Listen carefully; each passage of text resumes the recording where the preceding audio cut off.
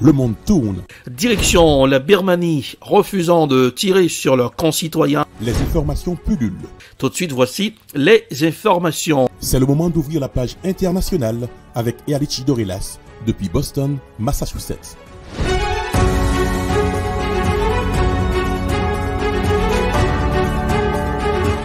Bonsoir à tous et toutes, bienvenue dans la page internationale au grand journal du 14h, deuxième sortie de la semaine depuis la newsroom dans la capitale des grandes universités du monde, Boston, Massachusetts, Erlich Dorelas, pour présenter la page internationale, à Jacques Mahel pour le grand journal, Journal François Roubins sur les manœuvres techniques.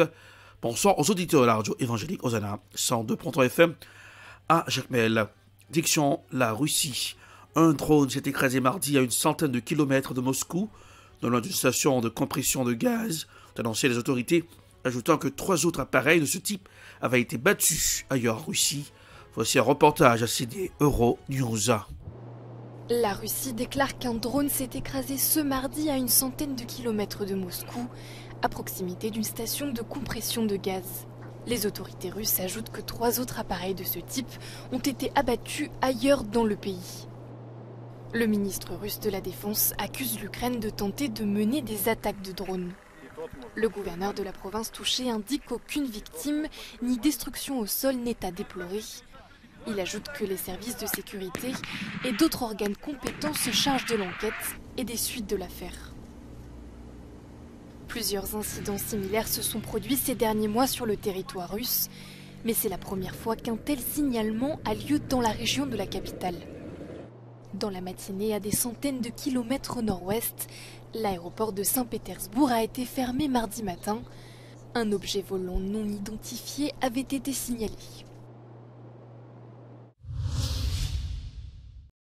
Le président russe Vladimir Poutine a prononcé en discours d'introduction à une réunion du conseil d'administration du service fédéral de sécurité de Russie ce 28 février à Moscou.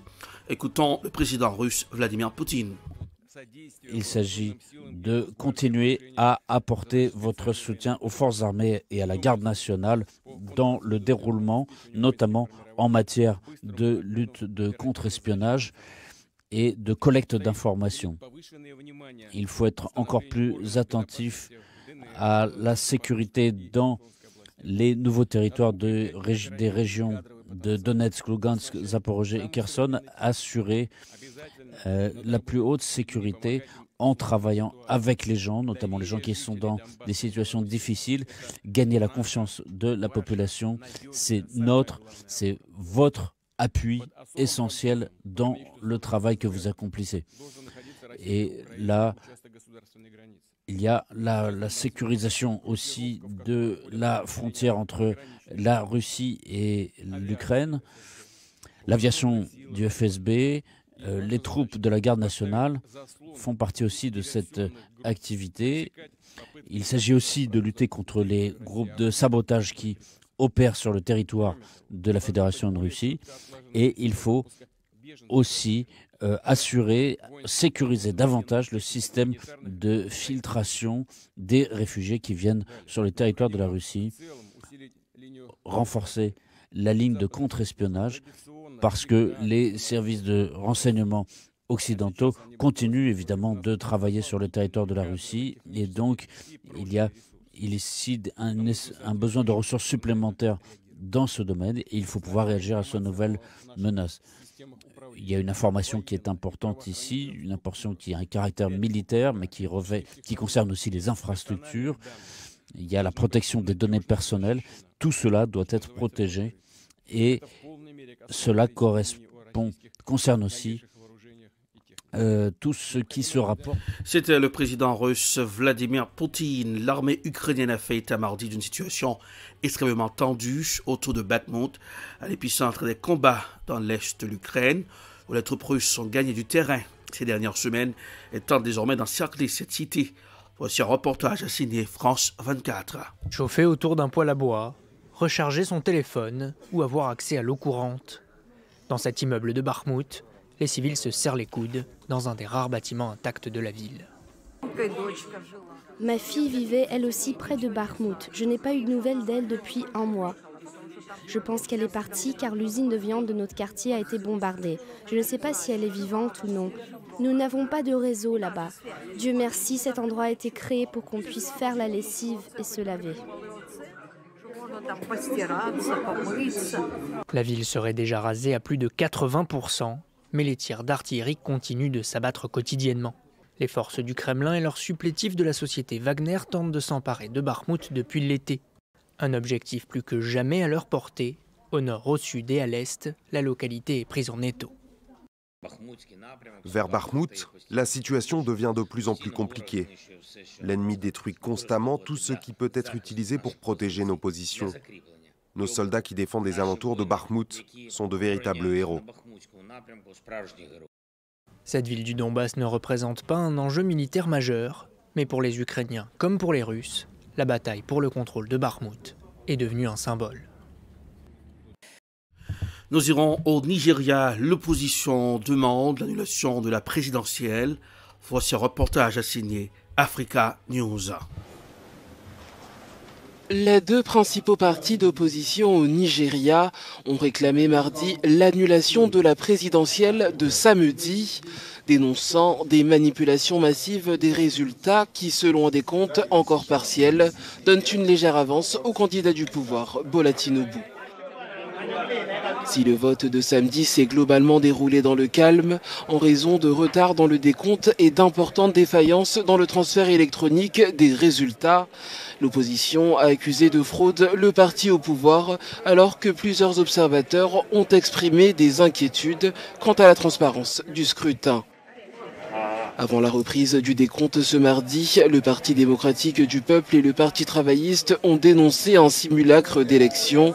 Ils demandent également un vote de défiance à l'encontre du président de la commission électorale Mahmoud Yakubu, appelant le président sortant Muhammadu Buhari à tenir la promesse faite aux Nigérians de laisser comme héritage des élections libres, équitables, transparentes et crédibles. Zoom sur la tension entre la Chine et la Russie. C'est l'autre terrain de forte tension entre Pékin et Washington.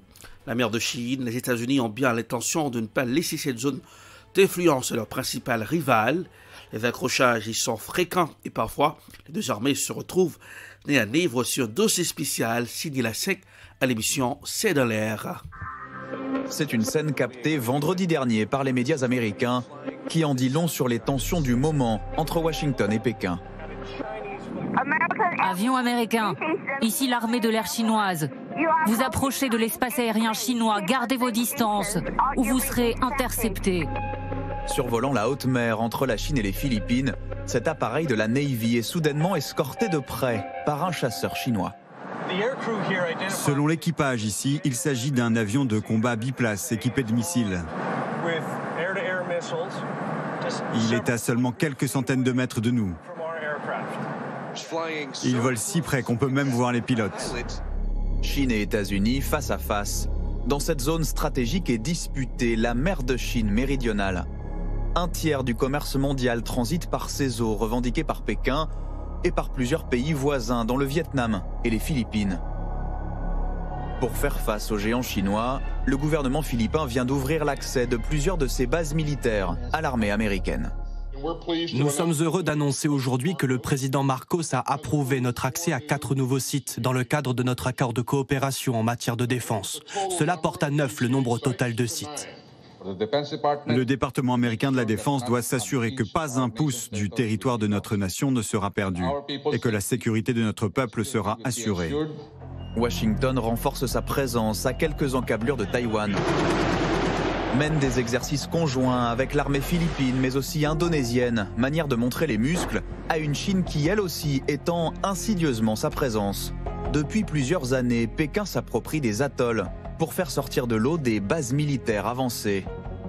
Exemple ici entre août 2014 et septembre 2015, un îlot progressivement transformé en aérodrome avec piste d'atterrissage. À ceux qui s'émeuvent de la présence de navires de guerre, Pékin assure qu'il s'agit de pêcheurs. Ces récifs font partie des îles chinoises Nansha et ont toujours été un abri contre les rafales de vent pour les bateaux de pêche chinois. Il est parfaitement normal que ces bateaux de pêche chinois s'abritent dans les récifs. Outre sa présence militaire, Pékin tisse aussi sa toile économique dans la zone, cœur de ses nouvelles routes de la soie. Prise de contrôle de nombreux ports, de la Malaisie au Vietnam, construction de la première autoroute du Cambodge ou du premier train à grande vitesse au Laos. Message, votre modernité, c'est à la Chine que vous la devez. Cette avancée incontestable est une réalisation historique d'initiative chinoise, une connexion stratégique qui fait passer le Laos d'un pays enclavé à un pays connecté. Alors sur le terrain économique aussi, les États-Unis tentent de faire contrepoids. Peu considérés sous la présidence Trump, les pays d'Asie du Sud-Est ont vu Joe Biden arriver à leur sommet l'an passé avec un chèque à 9 chiffres. Aujourd'hui, j'annonce 150 millions de dollars supplémentaires pour approfondir les relations entre les États-Unis et les pays de la région. Cela doit permettre de mieux réaliser nos objectifs communs, des garde-côtes aux infrastructures, en passant par le changement climatique. Il y a toute une série de choses sur lesquelles nous devons travailler. Mais si la présence américaine est vue d'un bon œil par les pays redoutant les avancées territoriales chinoises, la dépendance économique à Pékin interdit toute confrontation et les tensions grandissantes entre les deux puissances inquiètent. Notre région doit être une région digne, qui défend les valeurs d'humanité et de démocratie. Nous ne devons pas laisser la dynamique géopolitique actuelle se transformer en une nouvelle guerre froide dans notre région. Une région dans laquelle les regards sont désormais braqués sur Taïwan, où un général américain pronostiquait récemment l'éclatement d'un conflit ouvert avec Pékin d'ici 2025.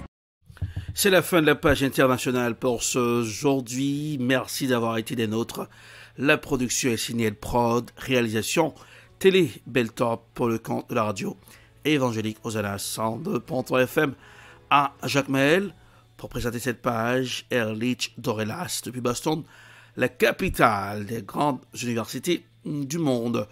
Couleur du temps pour aujourd'hui, malgré il neigeait depuis ce matin à Boston, température 37 degrés Fahrenheit, 30 degrés Celsius, Jacmel 86 degrés Fahrenheit, 30 degrés Celsius. Bonsoir Joannel, bonsoir aux bands, bonsoir aux auditeurs de la radio évangélique Hosanna 102.3 FM à Jacmel. Passez un excellent mardi. Bonsoir, à demain. C'était la page internationale avec Erlich Dorelas.